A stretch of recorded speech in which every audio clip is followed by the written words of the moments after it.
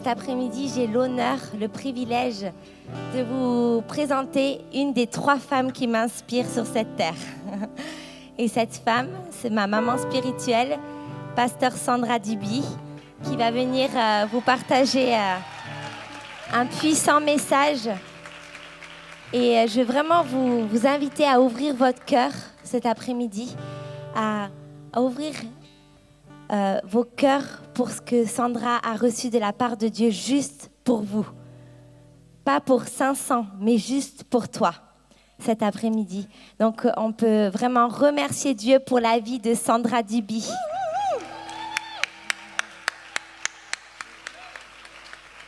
Merci ma belle Darlene, merci beaucoup, beaucoup. Toutes ces femmes extraordinaires, c'est beau, non ? Vous savez que c'est chacune d'entre vous. Ne regardez pas les femmes que vous voyez ici comme « Ah, mais j'arriverai jamais à ce niveau-là ». Si je vous raconte toute ma vie, vous pourrez certainement vous identifier à une partie de ma vie et vous allez vous dire « Ah bah si elle l'a fait, moi je peux le faire ». C'est qu'une question d'obéissance, les filles. C'est qu'une question d'obéissance. Ça va tout vous demander, c'est-à-dire il va falloir mourir à vous-même. Mais je vous assure que ça vaut la peine. Quand Dieu il a commencé à me montrer tous les enfants que j'allais avoir, donc il ne m'a pas dit « Sandra, tu vas avoir 6 enfants ». Il m'a dit, je me suis dit, déjà j'en veux plus que 2, parce que Julien il avait un frère, moi j'avais un frère, grand frère, on a chacun un grand frère. Et puis, on se disait, 2, c'est pas assez. Moi, je n'avais pas l'impression d'être rassasiée dans ma famille. Et lui non plus. Donc, on s'est dit, on en aura plus que 2. Puis après, le 3e, on s'est dit, c'est bon, là, on a une famille nombreuse. Puis après, Dieu, il a dit, et je vous annonce un 4e. Et après, je vous annonce un 5e. Et après, je vous annonce pas, mais je vous donne un 6e. Mais c'est ça, les enfants. Tu crois quoi ? Que tu peux tout maîtriser dans la vie? Tu ne peux pas tout maîtriser. C'est le mystère de l'enfantement. Et puis après, tu accouches d'autres choses. Tu accouches de l'école des femmes, l'école des couples, l'école des parents, l'école... tu sais plus quoi faire avec toutes ces écoles. Mais c'est toutes des écoles qui nous manquent. Moi, c'est en discutant avec... la personne qui nous avait loué une maison de vacances un été, c'est-à-dire il y a 2 ans, 3 ans, je ne sais plus, c'était juste avant l'école des femmes, elle me dit, mais aujourd'hui, ça ne va plus du tout. On ne nous apprend plus rien, on n'apprend plus rien aux enfants. On ne leur apprend pas à être parents, on ne leur apprend pas à être des hommes, à être des femmes. Puis je lui ai dit, oui, c'est vrai, on devrait faire l'école des femmes, l'école des hommes, l'école des parents. École des couples, et parole de Duby, ça c'est fait. Tu vois, ça commence toujours par une parole que tu déclares. Voilà, il nous fallait ce que la famille a oublié de faire. Donc, on se rend compte, il y a une petite fille là, je crois qu'elle est toute seule. Où est sa maman? Ah, elle a une maman, fantastique.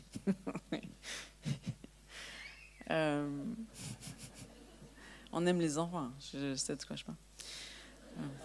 Mais on aime quand ils sont tranquilles. Donc ça va, les filles? Donc moi j'ai la bonne part, c'est quand vous avez toutes mangé que vous avez envie de dormir. Mais je suis comme Marie, j'ai la bonne part. Alors je me réjouis. Déjà je me réjouis d'avoir l'occasion de vous parler devant de si nombreuses femmes. Vous savez que c'est une grâce extraordinaire que de pouvoir communiquer quelque chose, un message. Mais en même temps, c'est une immense responsabilité.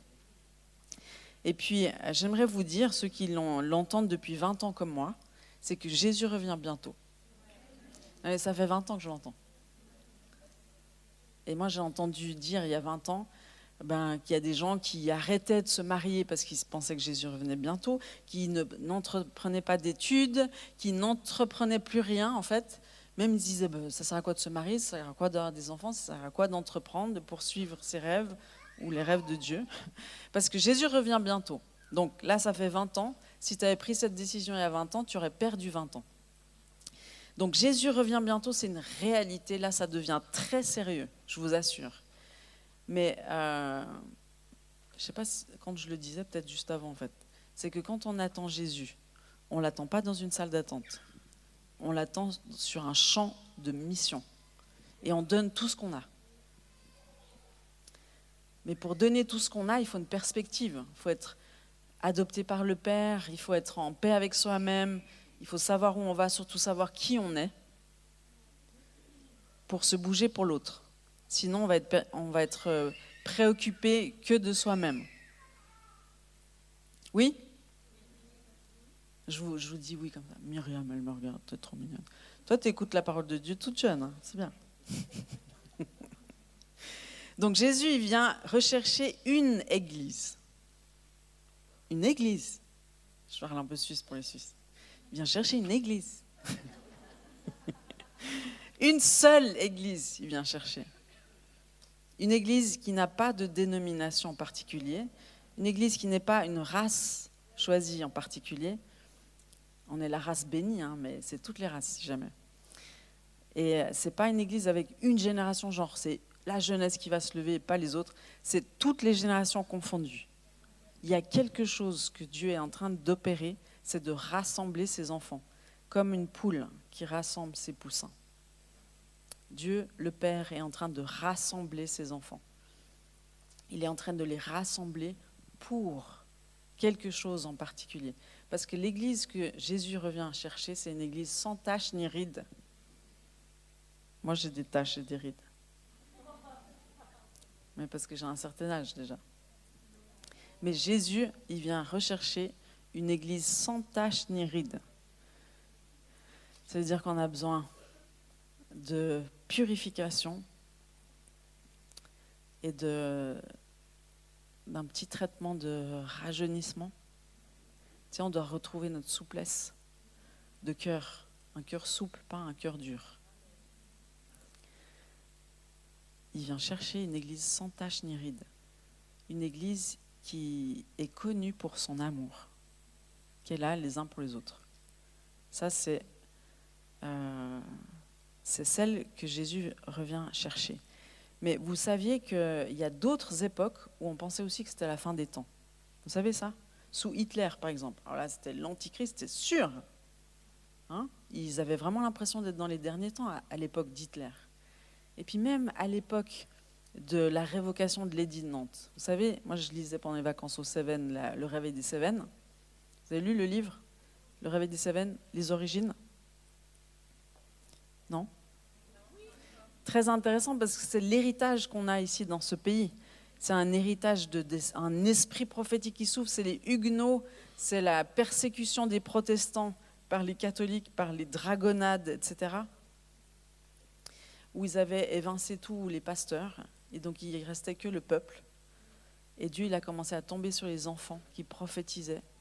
Et il y avait un mouvement d'enfants qui allaient d'un village à un autre, ils prophétisaient, ils guérissaient les malades. Enfin, il y avait un mouvement de Dieu extraordinaire, un mouvement souverain, où il n'y avait pas une tête qui dépassait, c'était souverain et c'était Dieu. Et il le montrait, il confondait les sages, il confondait les prêtres, les évêques, toute l'intelligentsia de l'église de l'époque. Il confondait les sages parce que Dieu, il aime faire ça, confondre les sages. Donc s'il te choisit, ce n'est pas pour tes études, ce n'est pas pour ton éloquence, ce n'est pas pour ton charisme, c'est pour ton obéissance. Il te suffit d'avoir ça. C'est plus difficile pour Dieu d'utiliser quelqu'un qui est plein de dons, plein de charisme, plein d'intelligence théologique. C'est plus difficile. Ça te satisfait ce que je te dis ? Non, ça te soulage plutôt. Donc, à cette époque des Cévennes, on pensait aussi que c'était la fin des temps. Et on parlait même des deux prophètes. Enfin, c'était assez précis. Il y avait même des prophéties qui avaient été libérées. On s'était trompé de timing. Et pourtant, c'était le peuple le plus prophétique, le mouvement le plus prophétique en France, donc, il se disait aussi que c'était la fin des temps. Mais il y a une chose, il y a un signe de la fin des temps irrévocable, c'est une église, une famille. Et c'est donc ce sujet-là que j'aimerais aborder, c'est l'histoire de la famille. Donc aujourd'hui, j'ai découvert il y a peu, au début je me disais ouais, c'est une blague, là je ne peux pas commencer à en parler, mais là ça commence à devenir hyper sérieux, donc j'en parle. C'est que les robots vont bientôt remplacer les mamans pour produire des enfants. Vous êtes au courant? Ou vous dites encore non, bah, elle exagère, celle-là toujours en train de nous annoncer des trucs catastrophiques. Les robots vont remplacer les mamans. Mais ça veut dire beaucoup, hein, en fait. Ça veut dire qu'on est dans un monde où on nie totalement le lien d'attachement qu'il peut y avoir entre une mère et son enfant. On nie totalement qu'un enfant a une âme. Tu te rends compte? C'est grave. Parce qu'un enfant, pour survivre, il a besoin d'amour, il a besoin de relations. C'est comme ça qu'il a été créé. Donc si on oublie comment on a été créé, pourquoi on a été créé, mais c'est la fin des temps. Voilà, donc on y est, la fin des temps. Ça, c'est un des signes irrévocables, mais il y en a plein d'autres. Il y a la confusion de genre qui est à son comble. Tu demandes aux adolescents, il n'y a jamais eu autant d'adolescents, parce que c'est là que ça se joue, hein, c'est à la puberté, là où tu deviens homme et où tu deviens femme. Ben, si on te met le doute à ce moment-là, ben, tu ne sais plus qui tu es. Ça, c'est sûr. Aujourd'hui, il y a un pourcentage d'adolescents phénoménal qui pense qu'il est une fille alors qu'il est un garçon, ou qu'il est un garçon alors qu'il est une fille. Il y a une confusion de genre, confusion identitaire comme on n'a jamais vu auparavant. Et puis aujourd'hui, celui qui déclare que oui, effectivement, il n'y a que deux genres dans la vie, il y a l'homme et la femme, il est moqué, il est raillé, on dit mais c'est qui celui-là? Mais comment est-ce qu'il ose dire une chose pareille? Oui. Mais avant lui, c'est Dieu qui l'a dit. Il ne faut pas oublier. Donc, on est dans un temps où le divorce n'est même plus considéré comme un problème. Moi, je me rappelle à l'école, ceux qui ont 52 ans. Vous étiez à l'école, vous vous rappelez? Eh bien, les enfants de divorcés, moi j'étais dans une classe où genre, il y avait des enfants qui disaient ben, mes parents ils sont en train de divorcer. Mais c'est comme s'ils avaient perdu toute leur famille à la guerre. On considérait que c'était horrible, que c'était la pire chose qui puisse arriver. On était là, mais mon Dieu, il y avait un deuil. On était en deuil dans la classe quand on apprenait le divorce. Aujourd'hui, comment tu réagis quand tu apprends qu'il y a un divorce autour de toi? Plus aucune émotion, ça te fait rien. Du divorce, encore un. Tu vois? On est dans ce temps-là. Et puis on est dans un temps où l'IVG et la pilule du lendemain sont proposées comme une solution par le gouvernement. Donc accueillies comme une solution dans nos vies. On se dit, bah, c'est la solution, c'est la seule qu'on propose. Il s'agit, les amis, des heures les plus noires pour la famille. C'est les heures les plus noires pour la famille. Vous vous en rendez pas compte, mais c'est la réalité. Et Jenny Donnelly, c'est une femme que j'aime beaucoup parce qu'elle déclare les mêmes choses que j'ai reçues de Dieu. C'est que si tu t'occupes des entrailles d'une femme, si tu travailles à la guérison des entrailles d'une femme, eh ben elle va se lever comme une Déborah. Et j'étais là, waouh! Elle a reçu la même chose. Et elle se bat comme une lionne pour la famille aux États-Unis. Et elle dit une chose qui m'a surprise. Elle dit, quand tu prêches dans la rue, ça va. Quand tu évangélises, ça va. Quand tu pries pour les malades dans la rue, il n'y a pas de souci. Même tu chasses les démons, il n'y a aucun souci. Mais quand tu prêches sur la famille, il y a une violence sans précédent qui vient sur toi. Elle dit, c'est le sujet qui provoque le plus de violence dans la rue. Tu savais ça? Ben maintenant, tu le sais. C'est les heures les plus noires pour la famille. Mais c'est dans ce contexte, tu sais, Ésaïe 60, verset 1. C'est les ténèbres couvrent la terre, mais sur toi, ma gloire apparaît. Lève-toi, lève-toi. Sur toi, je vais faire briller ma gloire. Parce que au milieu des ténèbres, ça brille plus fort. C'est les heures les plus noires pour la famille, mais nous, les enfants de Dieu, on doit faire briller sa gloire, et notamment sur ce sujet. Parce que s'il n'y a plus de famille, il n'y a plus rien du tout sur la terre. Tu peux travailler pour l'écologie, s'il n'y a plus de famille sur la terre, ça te sert à quoi? Il n'y a plus personne. Et j'aimerais juste dire une chose. Jésus, il va faire une nouvelle terre et des nouveaux cieux. Mais tu peux continuer à ramasser tes déchets quand même. Et tu peux continuer à ne pas gaspiller, c'est sûr. Mais je veux dire, l'enjeu de la société, c'est pas l'écologie, c'est la famille. La famille, la famille, la famille. D'ailleurs, nous, à Annecy, on a manifesté pour la famille. Et puis, ils avaient trouvé le slogan, ils avaient dit plus que l'écologie, la famille. Enfin, je sais plus, c'est peut-être moi qui ai dit ce slogan, mais en tout cas, c'était... Non, mais je vous explique. Donc, on était là pour la famille, genre, tu sais, tu dis, bah, c'est une manifestation hyper pacifique. Mais à côté de nous, il y avait des personnes, ils avaient l'air enragés, mais vraiment. Et c'était un groupe LGBT. On se dit, mais qu'est-ce qu'ils font là? C'est quoi le problème? Et puis Lucas, le mari de Darlene, il était au milieu de ce groupe-là. Et puis c'était trop fort. L'humour de Dieu. Donc il est au milieu du groupe et tout ça, puis il essaie de discuter un peu, évangéliser ces gens qui étaient vraiment enragés, ils n'étaient pas contents. Et puis à un moment donné, il lui donne le mégaphone. Et il monte, parce que tu pouvais monter. Et il commence à prêcher l'évangile avec son mégaphone. C'était énorme. Ça n'a pas duré très longtemps, parce que mais le temps de rigoler un peu. Mais tout ça pour dire que c'était inimaginable, en fait. Une manifestation pour la famille. Et puis les adversaires qui semblaient être... Ils ne semblaient pas, ils étaient enragés. C'était tout le mouvement LGBT+, qui considère que la famille est une menace pour eux. Donc, dans cette perspective, Dieu veut glorifier son Église, sa famille. Parce que son Église, c'est sa famille, c'est ses enfants. Moi, j'aime bien dire souvent que l'Église, elle doit premièrement être un hôpital. Vous avez déjà entendu ça certainement 1000 fois. Mais elle doit être d'abord un hôpital pour pouvoir devenir une famille, pour pouvoir devenir une armée. Et puis, tant qu'on n'est pas une armée, les amis, il n'y a pas de conquête de territoire, il n'y a pas de moisson d'âme, il n'y a pas de réforme dans la société, il n'y a rien du tout. Donc, aujourd'hui, tu peux faire le constat, je ne sais pas dans votre église comment ça se passe, mais est-ce que c'est un hôpital? Est-ce que tu as plein de chirurgiens qui traitent tes problèmes et qui te permettent de passer de la mort à la vie? Ça doit déjà être un hôpital. On doit pouvoir guérir ton cœur et te délivrer de tous les droits que l'ennemi a sur ta vie. Parce qu'il en a des droits sur ta vie. Plein. Donc la rébellion plus plein d'autres choses.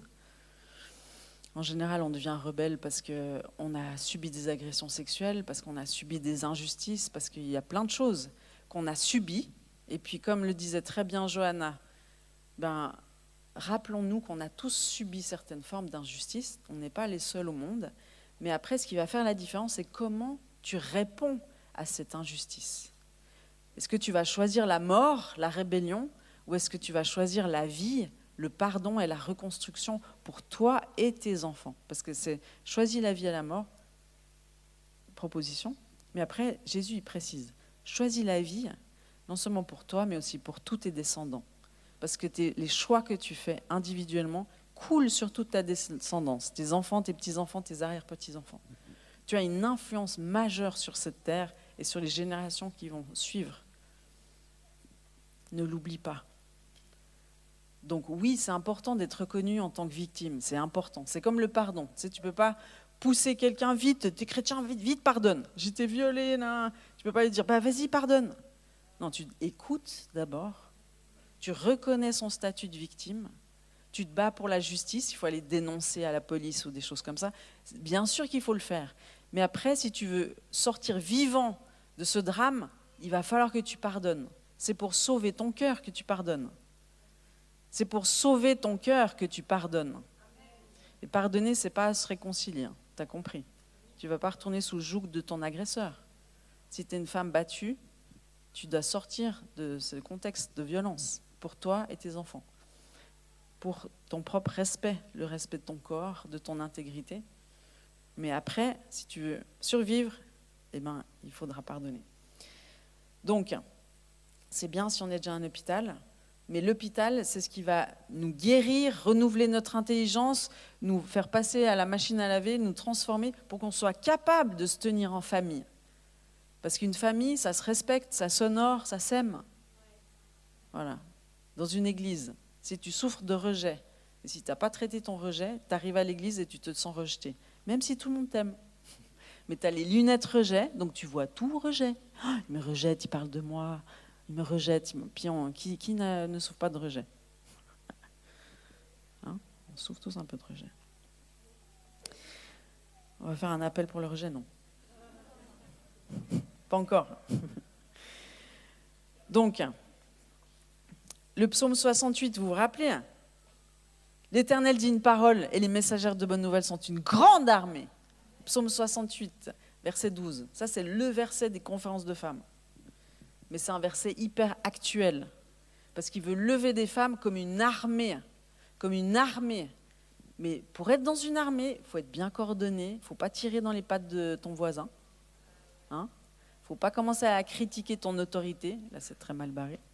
Parce que tu dois être obéissant dans une armée, soumis les uns et les autres. Et c'est ce que l'apôtre Paul, dans tous les épîtres, rappelle incessamment, encore et encore. Soumettez-vous les uns aux autres, soumettez-vous les uns aux autres, soumettez-vous les uns aux autres. Et dans le couple, il dit aussi, alors la femme, elle doit être soumise au mari, mais en fait, il faut être soumis les uns aux autres. Si tu veux qu'une équipe fonctionne, il faut être soumis les uns aux autres. Ça veut dire quoi? Ça veut dire qu'on respecte, on se respecte l'un l'autre. Oui, il faut un leader, oui. On n'est pas dans une démocratie à l'Église. Le royaume de Dieu a un roi, c'est le roi des rois. Et le roi des rois, il établit des responsables dans différents secteurs. Et puis on doit toujours apprendre à se soumettre, parce que tu ne peux pas exercer l'autorité si toi-même tu ne sais pas te soumettre. C'est une loi spirituelle, c'est simple. La soumission. Mais tu sais, les femmes, comme disait Johanna Jean, tu dis soumission, ça, tous tes poils s'hérissent. On fera un deuxième appel. Mais tu vas nulle part si tu ne sais pas te soumettre. Donc c'est un sacré apprentissage, mais on doit apprendre à se soumettre les uns aux autres. Mais ça veut dire quoi, se soumettre les uns aux autres? Ça veut dire se respecter, ça veut dire s'écouter, s'entendre. Puis après, oui, il faut un leader, parce qu'il faut bien que quelqu'un tranche au final. Oui, il faut une autorité sur la famille, parce qu'il faut bien qu'il y ait un responsable quelque part. Parce que quand tout va mal, c'est qui va en prison? C'est le responsable. Mais c'est celui à qui Dieu donne autorité. Il n'y a pas d'autorité sans responsabilité. Donc ton homme là, qui est dans la salle d'à côté, si tu en as un, c'est le chef de la famille. Le chef de la famille, il a autorité, mais parce qu'il est responsable de toi et des enfants. Il est responsable de trancher, de donner le dernier mot, avec bien sûr tous tes conseils, parce qu'il en a besoin, parce que tu es son aide, tu es son ézer, c'est le mot en hébreu. Tu es son bouclier militaire. C'est bouclier militaire, ézer, aide. Dieu, il a dit, il n'est pas bon que l'homme soit seul, je vais lui faire une aide semblable à lui. Donc il n'y a pas de position d'infériorité, de supériorité, mais il y a un ordre, il y a une ordonnance dans le couple, dans la famille. Et si cette ordonnance n'est pas respectée, les amis, si vos enfants, c'est des enfants rois qui décident ce qu'ils veulent manger, qui décident ce qu'ils veulent regarder sur leur PlayStation, qui décident à quelle heure ils veulent se coucher, vous êtes esclaves et ça va devenir des catastrophes dans la société, vos enfants. Donc tout se joue dans l'éducation. C'est vous les parents qui êtes en autorité sur les enfants. C'est vous qui décidez pour eux, pour leur bien. Tu sais, quand ton mari il doit décider pour toute la famille, c'est pour votre bien. C'est sa responsabilité. Donc s'il ne le fait pas, il va devoir rendre des comptes à Dieu. Et là, mais toi, tu devras aussi rendre des comptes à Dieu parce que tu dois être son coach. Il va demander des comptes au responsable et à l'assistant, tu sais, au président et au vice-président, au président et à la vice-présidente. Chacun a sa responsabilité. Mais toi, tu dois être l'aide. C'est pour ça que Dieu il a créé la femme comme une source d'influence, parce que c'est elle qui coach, c'est elle qui booste. Tout ce qui sort de sa bouche a une influence phénoménale. Ça peut être la vie, mais ça peut être la mort aussi. Tu sais, elle peut scier les jambes de son mari comme elle peut lui donner des ailes. Donc, c'est à toi de décider. Quelle famille tu veux être? Dans quelle famille tu veux être? C'est à toi de décider.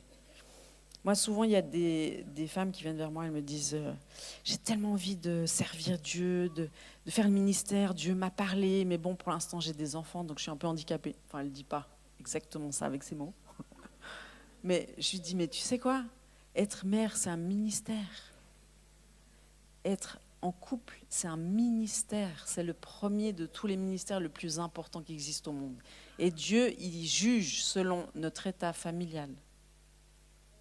Il dit, un homme, il peut être évêque, il peut être pasteur, il peut être responsable. Si il n'a qu'une seule femme, donc la polygamie niette, tous les hommes qui te disent, tu ne voudrais pas être une de mes femmes, tu leur dis non.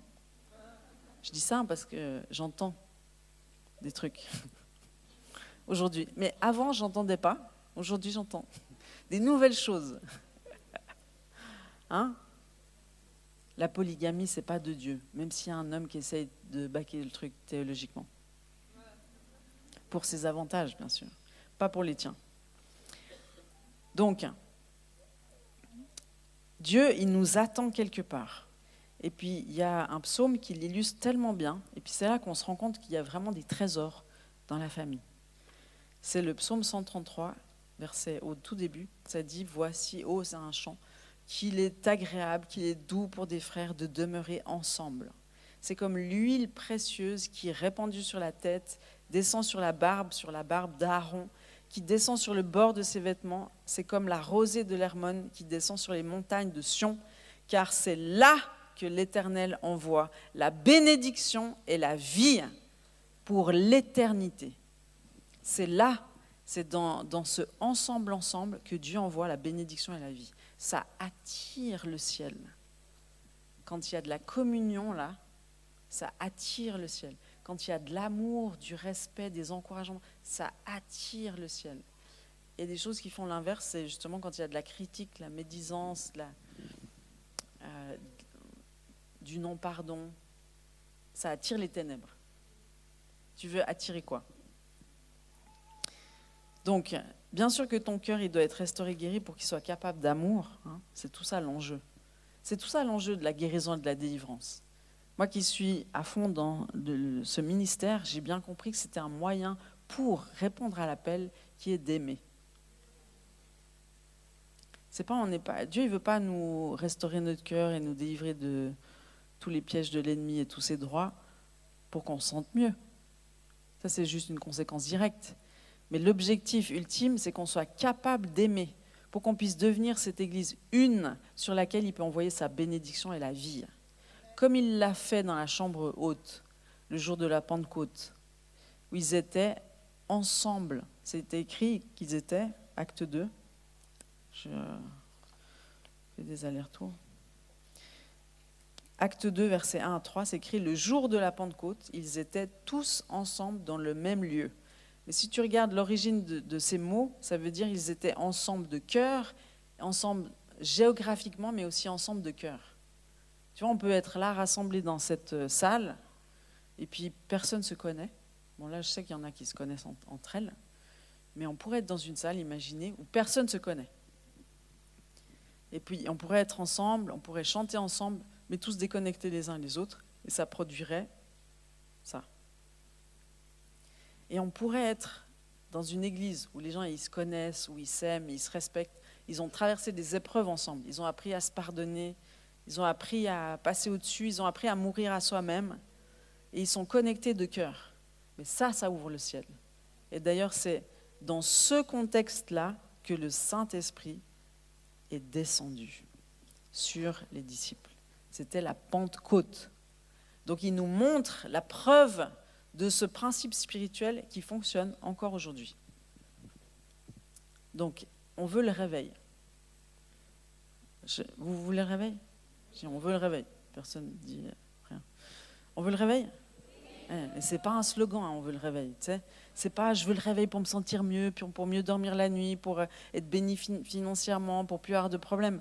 Parce que le réveil révèle les problèmes. Donc avec le réveil, il y a plus de problèmes. C'est Bill Johnson qui dit ça. C'est pas un Dieu avant, mais je veux dire. Le réveil révèle les problèmes. C'est la lumière. Tu sais, tu pensais qu'une pièce, là, était hyper propre, parce qu'elle était dans la pénombre. Et là, tu mets la maxi-lumière et tu vois toutes les toiles d'araignée, toute la poussière, les papiers qui traînent. C'est ça le réveil. Tu veux toujours le réveil? Oui. Mais le réveil, ça va, tu sais, ça expose, ça tranche, ça te pousse plus loin. C'est comme Jésus. Le réveil, c'est comme Jésus. Jésus débarque dans un endroit, il va attiser la haine chez certains, voire qui vont les pousser au meurtre, comme il va attiser, enflammer l'amour et les cœurs dans un même endroit, avec des personnes toutes qui semblent toutes les mêmes, qui sont attirées par Jésus. Et bien Jésus va faire cet effet 2 en 1, effet qui se coule. C'est ça Jésus. Il va te faire un effet, c'est sûr. Ben, le réveil, ça va faire la même chose. Ça va faire un effet. Comme Johanna disait, ça révèle les cœurs. Le réveil révèle les cœurs. Tu sais, comme elle disait, là, cette fille qui avait l'air hyper gentille, et toute douce et tout ça. Et puis en fait, à l'intérieur, il y avait plein de colère, de haine et de rébellion. Donc, nos cœurs, ils vont bientôt être exposés, ça c'est sûr. Ça c'est sûr et certain. Mais c'est ces conditions-là qui font que l'Esprit de Dieu va être attiré. Parce que c'est une promesse. Mais c'est normal, parce que moi, je suis maman. Moi, ma grande satisfaction, c'est d'avoir tous mes fils autour de la table. Le père aussi, il veut voir tous ses fils autour de la table. Quand il y en a un qui manque, il y en a un qui manque. Ça vous fait cet effet? Vous qui avez plein d'enfants. Bon, s'ils sont tout petits encore, vous dites « Ah non, pourvu que les grands-parents les prennent tous, peut-être. » Mais ça ne dure pas. Ça ne dure pas. Investis dans tes petits-enfants parce que tu vas le regretter amèrement plus tard. Mais case-les pas à la crèche dès qu'ils sont nés, puis après à l'école le plus longtemps possible. Fais pas ça. Fais pas ça. Investis. Sème. Investis. Parce que tes enfants, ils vont être influencés par ceux avec qui ils passent le plus de temps. Donc si c'est avec l'école, ce sera l'école qui aura le dernier mot. Si c'est la nounou, c'est la nounou qui aura le dernier mot. Mais est-ce que toi, tu veux pas avoir le dernier mot? Parce que c'est à toi qu'il a été confié, cet enfant. Donc, tu es en train d'investir dans l'éternité quand tu investis dans les enfants. Ton travail, il va passer. Ton ministère, il va passer. Bon, après, tu investis dans des gens, normalement, quand tu fais le ministère. Ça, ce serait bien. C'est les gens qui sont éternels. Donc, investis dans des gens. Et les premiers qui te sont confiés, c'est tes enfants, ton mari. Ton mari, ne l'oublie pas. Il est là. Je devrais rendre des comptes après. T'as parlé des maris. Ton mari. T'es son coach. Toi, tu as le pouvoir de transformer sa vie. Tu sais, ça, c'est pas dit la même chose de l'homme. À l'homme, tu sais ce qu'on lui dit? Dieu lui dit que s'il ne traite pas bien sa femme, ses prières ne sont pas entendues. Aïe, aïe, aïe. Toi, tu as de la chance, on ne dit pas ça de toi. Mais ton influence, elle est majeure. Donc, traite ta rébellion, traite toutes les souffrances du passé et tout ça, pour que tu puisses investir. Investir dans ton mari, investir dans tes enfants, et puis donner une famille à Christ qui soit rayonnante et qui fasse la différence dans ce monde. Donc, le réveil, moi, je le crois profondément, et ça fait 20 ans que je le crois profondément. C'est un réveil qui vient pour la famille. C'est l'esprit d'Élie qui souffle, c'est cet esprit de réconciliation. C'est Jean-Baptiste qui portait l'esprit d'Élie, parce que Jean-Baptiste, il a cette fonction bien particulière de préparer la voie du Seigneur, donc de préparer son retour. Donc cet esprit, on doit le porter parce qu'on est ceux qui allons préparer L'épouse, elle dit viens. Hein. Pas comme Aurélie et Charlotte. Et l'Église, elle dit mais viens Seigneur, mais elle dit viens, mais tout en œuvrant et puis en moissonnant, en étant en pleine action, pas dans la salle d'attente. Ça, c'est pas le lieu de l'Église. Ceux qui seront dans la salle d'attente, ils seront laissés dans la salle d'attente. Amen. Donc, c'est Malachie 4, c'est simple, les dernières paroles de l'Ancien Testament. Enfin, dans notre Bible, hein, parce que dans les autres, ce n'est pas tout à fait dans cet ordre. Malachie 4,4, « Voici, je vous enverrai Élie le prophète avant que le jour de l'Éternel arrive, ce jour grand et redoutable. Il ramènera le cœur des pères à leurs enfants et le cœur des enfants à leurs pères, de peur que je ne vienne frapper le pays d'interdit. » Donc, bien sûr que tout ce qui se passe avec la famille aujourd'hui, toutes ces contestations du genre, toutes ces contestations du couple, toutes ces contestations des enfants, ça conteste la famille, mais sous tous les angles. Sous tous les angles, et sans qu'on ait même conscience que c'est le cas. Je suis sûre que vous n'aviez pas cette perspective avant que je vous en parle. Que la famille vit les heures les plus noires. Mais l'air de rien, c'est que l'ennemi, il a quand même l'art de la dissimulation et du déguisement. Donc il va faire passer les choses genre l'air de rien. Il fait passer les choses comme une solution, comme la tolérance, comme toutes ces choses-là. Mais c'est hyper dangereux. C'est bien plus dangereux que les choses qui sont évidentes. C'est tout ce qui font passer comme quelque chose d'acceptable et de bien. Mais c'est la catastrophe. Donc l'esprit d'Élie, c'est un esprit de réconciliation. Il vient dans les familles et il va passer par les Déborah. Il va les lever, elles qui sont passées par la guérison de leurs entrailles, pour être maintenant capables d'aimer et capables de lever des familles. Parce que l'année dernière, on levait des Déborah. Cette année, on lève des baraques et des enfants, parce qu'il y a une conférence d'enfants en parallèle, où on ne fait pas juste les garder, on est en train de les guérir, de les délivrer, de renouveler leur intelligence. Oui, alléluia.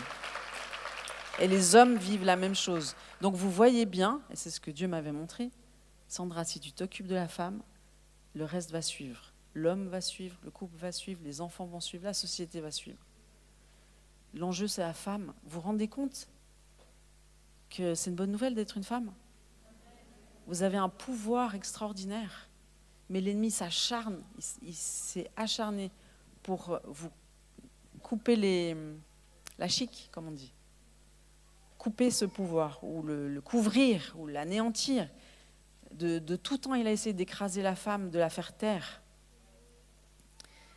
Mais cette femme, c'est pas n'importe laquelle, hein. On a écrit en gros là. Il y a Juan, à la main, il a fait ses lettres. Ça lui a pris 150 ans. Donc, 150 ans, bah oui. Juan, il n'entend pas vos applaudissements, mais il est là-bas. Mais pour dire que des hommes vous ont servi et ont préparé le terrain, si vous devez vous lever, vous les Déborah, c'est pour être capable d'aimer et pour que vous puissiez participer à la levée de toute la famille. Jésus vous attend au tournant. Il vous attend au tournant. Là, le temps, c'est avec le ministère d'Arène. Oui, alors il faut que je finisse dans 5 minutes. Donc, la famille, c'est ta protection. La famille, c'est ta provision.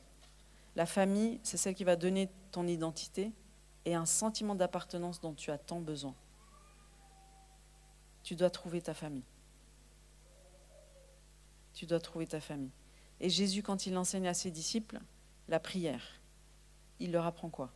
Première déclaration. Notre Père. Notre Père. Ça veut dire que ce n'est pas mon Père. Je ne suis pas toute seule. Je suis avec toute une famille, toute une armée. Et c'est notre Père. C'est mes frères, c'est mes sœurs, c'est mes pères, mes mères spirituelles, c'est mes enfants spirituels. Mais c'est notre Père. Donc Dieu se délecte de notre adoration corporative. Il se délecte et il attend notre unité, parce que pas l'unité, genre on essaie de mettre les gens ensemble, c'est comme les pastorales. Hein. Moi, je n'ai pas été très souvent, mais j'en ai beaucoup entendu parler. Les pastorales. Mais Johanna, elle disait, le jour où dans les pastorales, tout le monde sera humble, c'est le réveil. Oui, parce que si tout le monde est humble, ça veut dire que tout le monde est soumis les uns aux autres. Ça veut dire qu'on arrive à trouver une unité de cœur. Là, c'est le réveil, l'unité de cœur, les amis.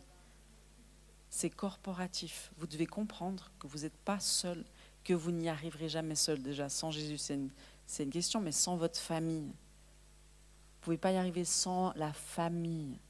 Vous devez vous battre comme une lionne pour votre couple. Vous devez vous battre comme une lionne pour vos enfants. C'est votre rôle, c'est votre assignation, c'est votre mandat, c'est votre mission. Et Dieu vous a donné le pouvoir de le faire, c'est-à-dire l'onction, un décret sur vous. Tu as le pouvoir de changer ton mari. C'est écrit dans la parole. Hein. Gagne ton mari par ton attitude, ton comportement, la façon dont tu vas te comporter. Tu vas gagner ton mari. Tu imagines le pouvoir que Dieu te donne. Mais tu dois l'utiliser. Sinon, Jésus va te dire, qu'est-ce que tu as fait de ton pouvoir, ma fille bien-aimée? J'ai fait la rebelle. Non. Pas faire la rebelle. Pas bien. Le modèle du royaume de Dieu a toujours été calé sur la famille. Premièrement, Dieu est un père et une mère. On verra que l'homme et la femme ensemble représentent Dieu. Il a envoyé son fils. Ça ne te parle pas de la famille, ça? Et ça, c'est le tout début. Hein. Pour dire, est-ce que tu penses que c'est l'homme humain, l'homme, il est humain.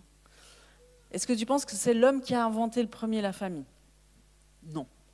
Parce que qui a créé l'homme? Faut toujours, on ne peut pas s'identifier, tu sais, on ne peut pas s'auto-identifier.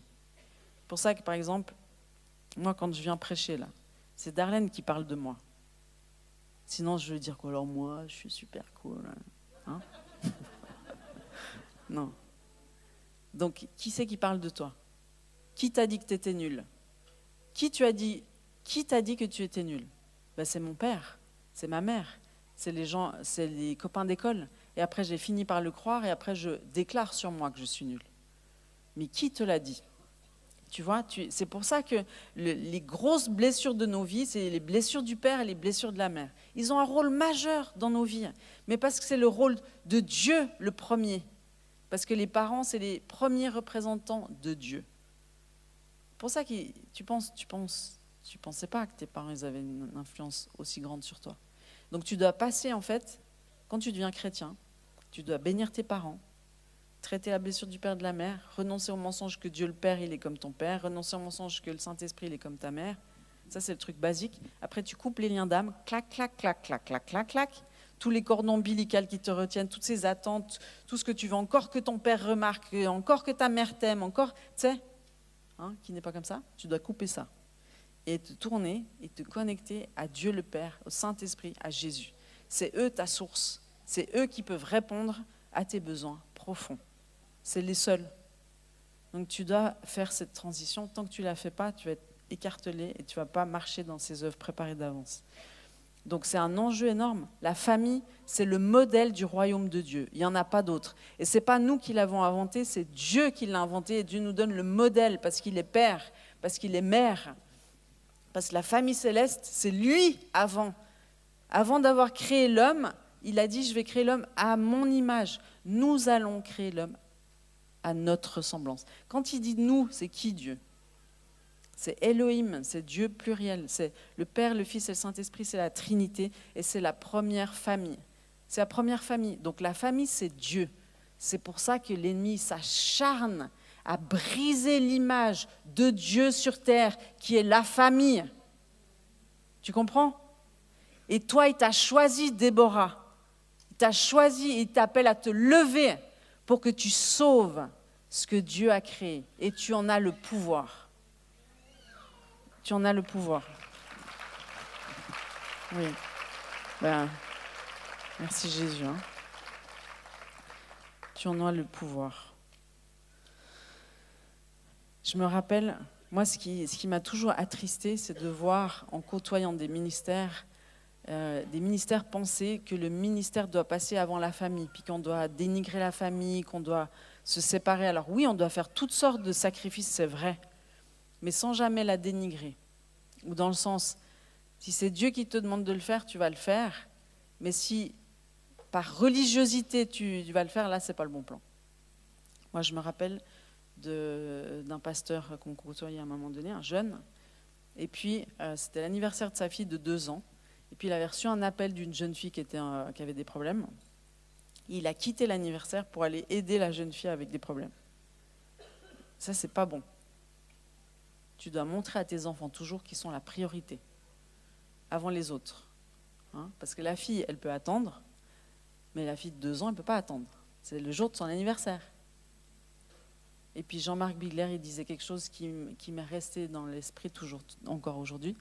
Il dit, il a eu son démon pendant 20 ans, il peut bien attendre 1 semaine de plus.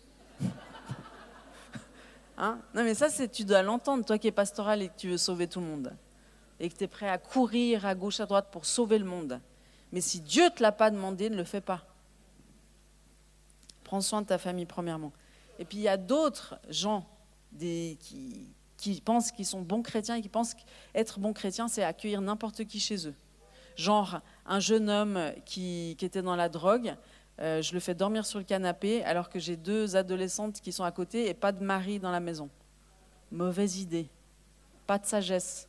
Ça, c'est les chrétiens qui pensent être chrétiens et de faire des choses chrétiennes, mais c'est diabolique. Tu comprends? Parce que je dis un petit peu des trucs qui choquent, parce que c'est ce que j'entends quand on fait des conférences Ésaïe 61, c'est tous les trucs qui ressortent. Hein? Quand tu accueilles des pauvres ou qui ont des problèmes dans ta maison, tu dois t'assurer de la sécurité de tes enfants et de ta maison. Donc tu fais avec la sagesse. Hein? Ou si tu te dis, moi je veux aider les femmes qui sont en crise de grossesse, genre, je suis un homme. Je veux aider les femmes en crise de grossesse, je vais les accueillir chez moi. Non, tu es un homme. Tu sais, la sagesse. On a besoin de plus de sagesse. Donc Déborah, c'est une femme de sagesse. Elle ne fait pas les choses sous la pression du monde. Nous, qu'est-ce qu'on va dire d'elle? Elle fait les choses parce qu'elle l'entend de Dieu. Et parce qu'elle le soumet à ses autorités, peut-être bien aussi. Hein? C'est comme le mariage. Tu sais, tu te dis, ah mais non, je suis sûre, c'est lui, Dieu m'a dit que c'était lui. Ok, si Dieu t'a dit que c'était lui, il va le dire certainement à tes parents, à ton entourage, tous ceux qui te veulent du bien, non? Parce que tu sais que quand tu es amoureux, tu perds ton sens prophétique, les amis. Ça, tu dois l'entendre. Non, mais je vous le dis, hein, surtout les femmes. Les plus grands prophètes, quand ils sont amoureux, ils perdent tout leur sens prophétique. Mais ils rigolent. C'est la vérité. Donc, quand tu es amoureux, plus que n'importe, c'est le temps le plus important où tu dois soumettre, tu dois t'entourer, tu dois demander conseil. Sinon, tu vas te planter. Et puis, le mariage, c'est quand même une décision pour toute ta vie. Donc, tu as intérêt à être bien conseillé. Hein, tu vas acheter une maison, tu vas investir dans les choses, ça, tu vas trouver des conseillers, tu vas payer cher pour des consultants. Et pour te marier, tu vas demander à personne son avis. Ah oui, Priscille, tu te rappelleras ça, quand tes enfants se marieront. Mais moi, tous mes fils, ils vont se marier un jour. Hein. Et oui, j'aurai 6 belles filles. Alléluia. Et plus personne ne pourra me dire « Oh, ma pauvre, t'as que des garçons. » Bon, il n'est pas bon que l'homme soit seul, tu vois. Mais ça, c'est une vérité pour l'homme avec une femme. C'est pas bon que l'homme soit seul. Hein, tous les hommes célibataires, là. Non, mais là, il y en a, là.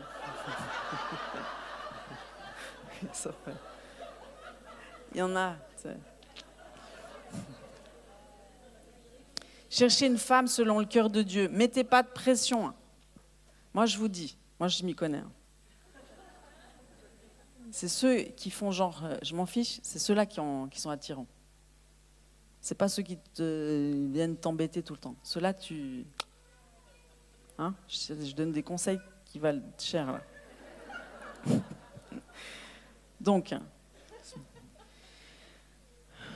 voilà. Dieu le Père veut rassembler ses enfants et il cite, tu vois, ce principe fondamental d'être ensemble. Dans la prière, il dit quand 2 ou 3 sont réunis en mon nom, je suis au milieu d'eux.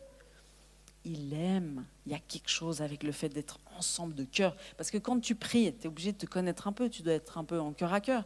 Sinon, la prière, elle bug, t'as remarqué? Dans une équipe d'intercession. Moi, j'ai vécu plein d'équipes d'intercession.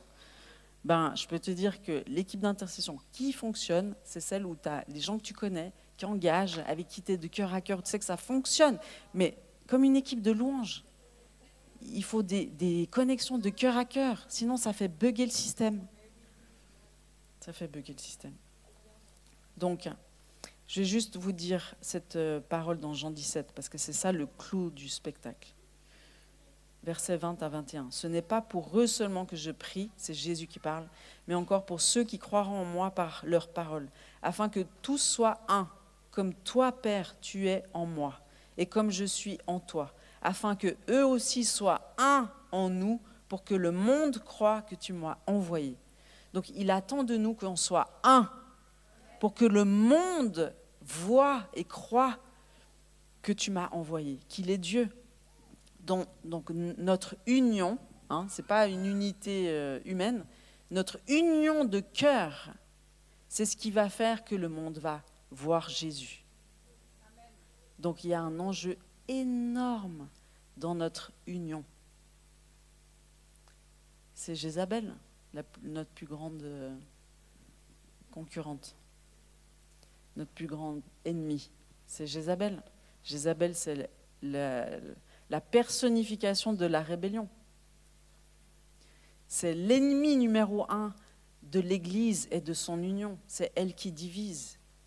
Et puis nous, moi ce que je dis, c'est que dans chaque femme, tu en as 2. Tu dois choisir laquelle. Tu es ou une Jézabel ou une Déborah. Tu dois choisir. Déborah se donne. Jézabel, elle prend. Elle veut pour elle, elle pense qu'à elle. Déborah, elle donne, c'est une justicière, pleine de sagesse, une prophète. Elle va à la guerre avec l'homme, Barak, qui est à côté. Pas toute seule. Et puis cette dernière parole que Dieu me montrait, il me disait, regarde comment Jésus est venu racheter Pierre, qu'il l'avait renié 3 fois avant la crucifixion, vous vous rappelez ? Ça c'était Pierre, il n'en pouvait plus, quoi. C'était sa pire journée. Jésus lui l'avait annoncé au dernier repas de Pâques, tu vas me renier 3 fois avant que le coq chante. Et puis Pierre, il est là. Moi je l'ai vu sur The Chosen l'autre jour. Je l'ai vu. Tu sais, mon fils il me dit, mais ça sert à quoi de regarder, tu connais déjà l'histoire. Je dis, mais oui, mais là, on a la chance extraordinaire de l'avoir en son et en image, parce que le Jenkins, là, celui qui a fait le truc, il est fort quand même. Il est très fort, il est inspiré, il est ouin. Et ça, je ne sais pas s'il y en avait un avant. Non.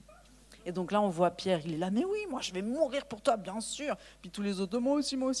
Tu es là, oui, bien sûr, tu vas le renier dans très peu de temps. Mais Jésus, il vient vers Pierre, il vient manger un petit poisson avec lui sur le bord de la plage. Une fois qu'il est ressuscité, et la parole dit, Jean 21, 15, 17, après qu'ils eurent mangé, Jésus dit à Simon-Pierre, Simon, fils de Jonas, m'aimes-tu plus que ne m'aiment ceux-ci ? Il répondit, oui Seigneur, tu sais que je t'aime. Jésus lui dit, paie mes agneaux. Il lui dit une seconde fois, Simon, fils de Jonas, m'aimes-tu ? Pierre lui répondit, oui Seigneur, tu sais que je t'aime. Jésus lui dit, paie mes brebis. Il lui dit pour la 3e fois, Simon, fils de Jonas, m'aimes-tu ? Pierre fut attristé de ce qu'il lui avait dit pour la 3e fois. M'aimes-tu ? Il lui répondit, Seigneur, tu sais toutes choses, tu sais que je t'aime. Jésus lui dit, paie mes brebis. Donc tu vois, en fait, Jésus, il n'est pas en train de lui faire un interrogatoire bizarre. Il est en train de lui donner l'opportunité de se racheter de ses erreurs 3 fois reniées, 3 fois il l'aime. Mais la réponse de Jésus, c'est quoi ? À son amour, paie mes brebis. Donc Jésus, quand tu lui montres ton amour pour lui, il va te dire, paie mes brebis. C'est comme ça que ça fonctionne. C'est pas que à la verticale, les amis. La verticale est directement liée à l'horizontale. Tu m'aimes, tu dis que tu m'aimes, tu dis que tu aimes Jésus, paie mes brebis. Prends soin de mon troupeau. Rassemble. Qu'est-ce qu'il fait un berger ? Il rassemble.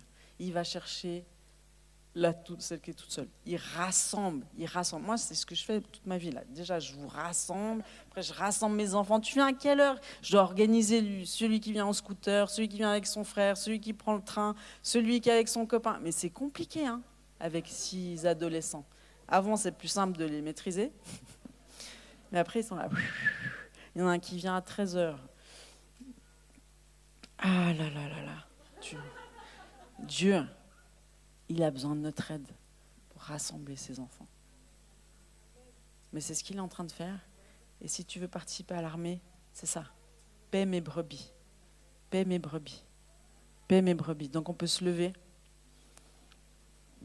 Et je prie, Saint-Esprit, je prie que tu fasses tomber aujourd'hui toutes les fausses croyances d'individualisme, d'autosuffisance, de besoin de reconnaissance, de ministère autoproclamé, de haine de l'Église. Tu sais, moi j'aimerais te demander pardon en tant qu'autorité dans l'Église, en tant que pasteur. J'aimerais vraiment et sincèrement te demander pardon pour tous ceux qui t'ont maudit avec leurs paroles, tous ceux qui t'ont pas vu, pas célébré, tous ceux qui t'ont dit, par exemple, le divorce est interdit, tous ceux qui, parce que toi tu es venu rapporter une agression sexuelle, notamment dans ta propre famille, par peut-être ton mari, où l'Église t'a dit tais-toi, il ne faut pas le dire. Des choses, c'est comme ça, qui sont vraiment pas justes. Mais j'aimerais te demander pardon pour toutes ces injustices que tu as vécues dans l'Église. Mais il ne faut pas que tu en restes là. Parce que le plan de Dieu, c'est l'Église. Ça ne va pas changer. Puis l'Église, ce n'est pas un truc humain, c'est le corps de Christ. Alors oui, il y a des sectes, oui, il y a des trucs pas nets, mais trouve un corps de Christ dans lequel Dieu t'envoie. Puis il ne sera pas parfait.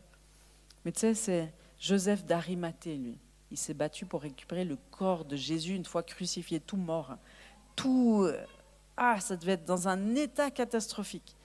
Mais lui, Joseph d'Arimathée, il a considéré que c'était un grand trésor, même dans tous ces états morts, plein de sang, plein de blessures.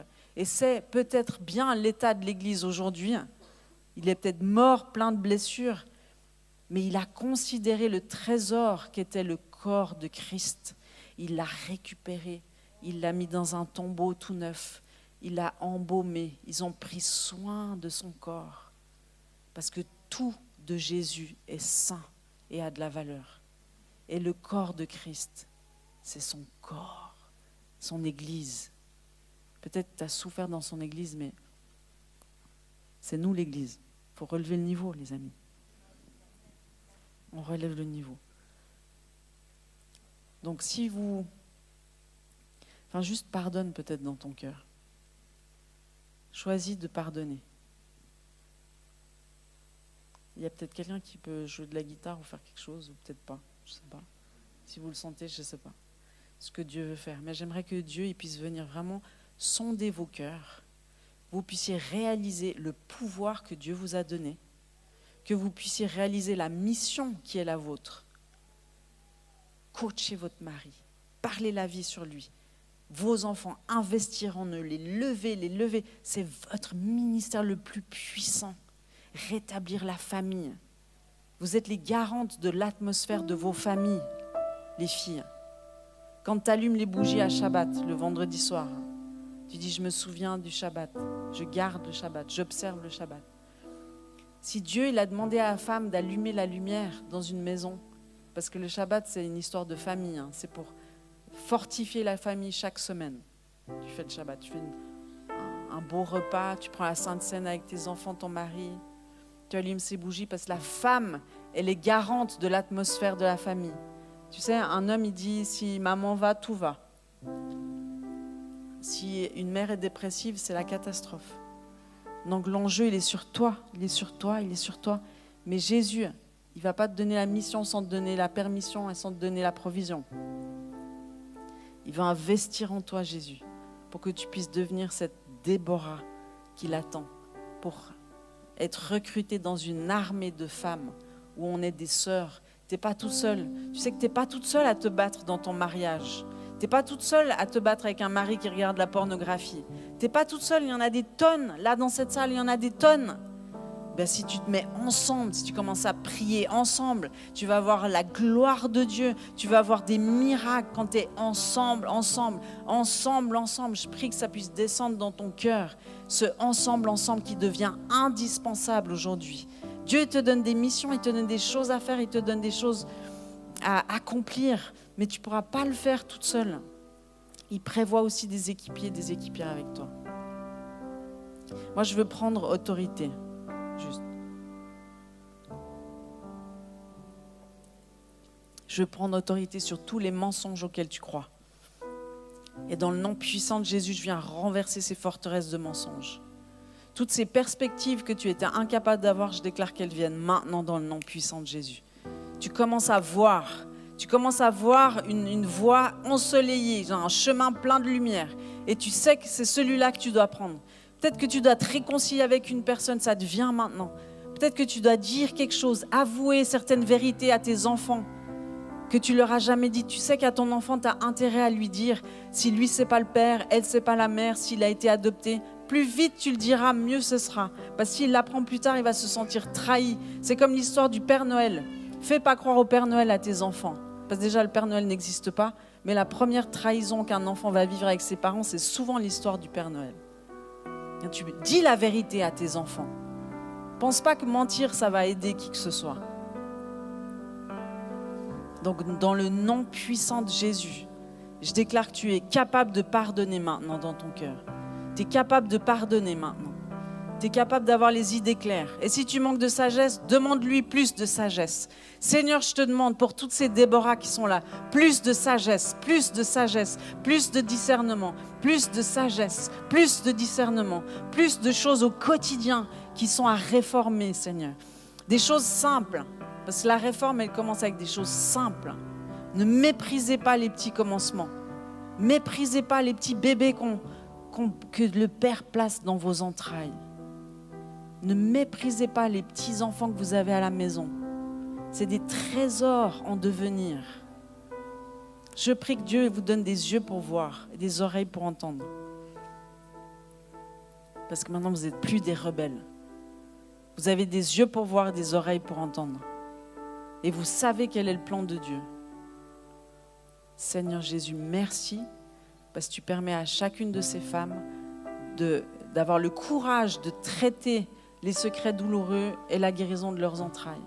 Et tu les lèves, Seigneur. Tu les fais rentrer dans leur mission ensemble. Dieu il est en train de vous montrer les partenaires avec qui vous devez marcher. Il est en train de vous montrer les personnes avec qui vous êtes frités parce que l'ennemi, il considérait que c'était trop dangereux ces partenariats, beaucoup trop dangereux pour lui. Dans le nom de Jésus, je déclare qu'il y a la réconciliation qui souffle sur chacune d'entre vous. La réconciliation, l'esprit d'Élie souffle, l'esprit d'Élie souffle, l'esprit d'Élie souffle, l'esprit d'Élie souffle sur chacune d'entre vous. Dans le nom de Jésus. La réconciliation, tu sais. Commence à dire à ton mari qu'il est fantastique. Tu dois prophétiser sur lui. Tu n'arrives pas à dire les choses parce qu'il n'est pas encore, il ne se bouge pas encore, il ne fait pas encore ce que tu aimerais qu'il fasse. Il ne te conduit pas encore à étudier la parole de Dieu avec toute la famille. Puis ça, tu rêves que ce soit le cas. Prophétise sur lui pour que si tu veux voir ces choses arriver, prophétise sur lui. Parce que si tu n'arrêtes pas de lui dire qu'il est un incapable, qu'il n'y arrivera jamais, c'est sûr qu'il ne va jamais y arriver. Parce que c'est toi qui prophétises son avenir. Entre autres. Seigneur, merci pour ce que tu es en train de faire dans les profondeurs des cœurs. Merci Seigneur, parce que tu montres à toutes ces femmes que quand tu les as créées, tu as créé quelque chose de hyper puissant. Tu as le pouvoir d'appeler la destinée sur ton enfant. Tu as le pouvoir d'honorer tous les enfants qui sont partis plus tôt là. Tous les enfants que tu as perdus, ils sont là dans la nuée de témoins. Ils attendent que tu leur donnes un prénom. Ils attendent que tu commences à les honorer ou peut-être que tu leur demandes pardon tout simplement. Ils sont là. Et quand tu vas commencer à les considérer, tous ces enfants invisibles, tu vas commencer à être soulagé. Et tu vas être décoincé. Tu vas marcher dans ces œuvres préparées d'avance. Et tu sauras que ces enfants-là que tu as perdus un jour, ils deviennent des intercesseurs aujourd'hui pour toi. Parce qu'eux aussi sont capables de te pardonner. Seigneur, je te remercie pour tous les enfants qui sont honorés aujourd'hui. Tu peux commencer à le faire. Tu peux commencer à demander à Jésus, Jésus, donne-moi le prénom de ces enfants que j'ai perdus. Que ce soit des avortements, que ce soit des fausses couches, des pilules du lendemain, des grossesses extra-utérines, tout ce que vous n'avez pas encore considéré jusqu'à aujourd'hui. Je déclare qu'aujourd'hui ça prend forme. Il y a de l'honneur dans le ciel qui est en train d'être donné et il y a la vie qui coule sur la terre. Et je veux déclarer que celles qui n'arrivent pas à enfanter, elles enfantent. Je veux déclarer que toutes celles qui ont eu des fausses couches à répétition, je brise toute malédiction qui est à la racine de ces fausses couches, toute malédiction de mort et de sorcellerie. Je brise ces malédictions sur votre vie et je déclare que vous allez enfanter jusqu'à l'accouchement. Vous allez recevoir ces cadeaux du ciel qui sont les enfants et que vous allez les porter non seulement jusqu'à l'accouchement, mais jusqu'à l'envoi dans leur destinée. Et je déclare qu'il n'y a plus de codépendance avec les enfants. Tous ces liens d'âme malsains, toutes ces codépendances où vous ne pouvez pas vivre avec eux, vous n'arrivez pas à vivre séparés, ni vivre. Enfin, il y a une codépendance. Je déclare que cette codépendance, elle est soumise à la Seigneurie de Jésus, exposée à sa lumière maintenant. Tout va changer. Tout va changer. Vous êtes des Déborah et vous vous levez en puissance. Et c'est Jésus qui va le faire. C'est Jésus qui va le faire. C'est Jésus qui va le faire.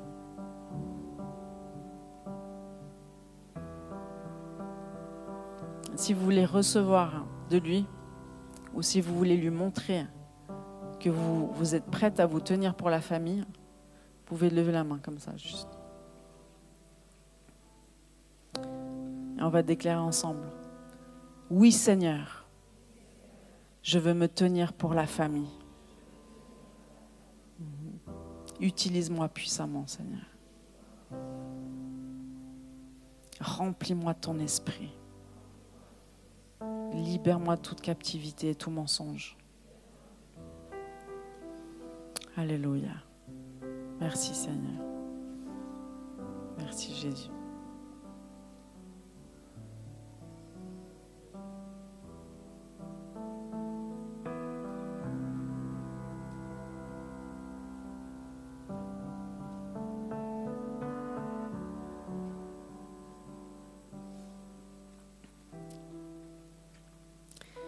Donc je vous parlais des écoles qu'on a faites, qui sont pour vous servir et pour servir la famille. Donc je vais faire une petite page de pub rapide.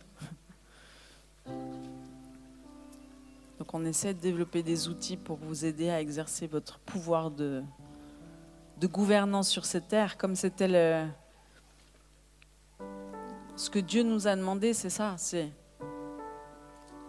soyez féconds, multipliez et gouvernez sur la terre.